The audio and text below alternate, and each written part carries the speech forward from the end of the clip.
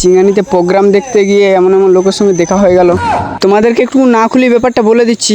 আসলে ব্যাপারটা হচ্ছে সকাল হতেই দেখি আমার শখের বান্ধবী এখানে দাঁড়িয়ে আছে একা একা।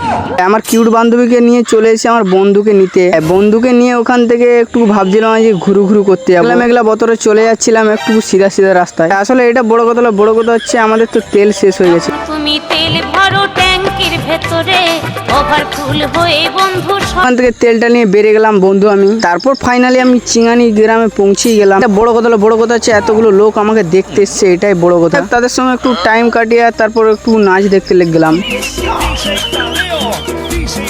দেখি আমার ছবি তোলার জন্য সব পাগল হয়ে যাচ্ছে। এতগুলো লোকের সাথে ছবি তুলতে তুলতে আমি হেপিয়ে গেলাম। এটা বড় কথা বড় কথা হচ্ছে আরো কিছু দেখতে হবে আমাদের। বেশ কিছুক্ষণ নাচ দেখার পর দেখি এদিকে সবাইকে মিষ্টি বক্স দিচ্ছে। আমাদেরকে দিবে না, হয়তো আমরা একটু দূরের থেকে এসেছি। তার কিছুক্ষণ পরে দেখি এদিকে গান শোনাবার জন্য একজন এসছে।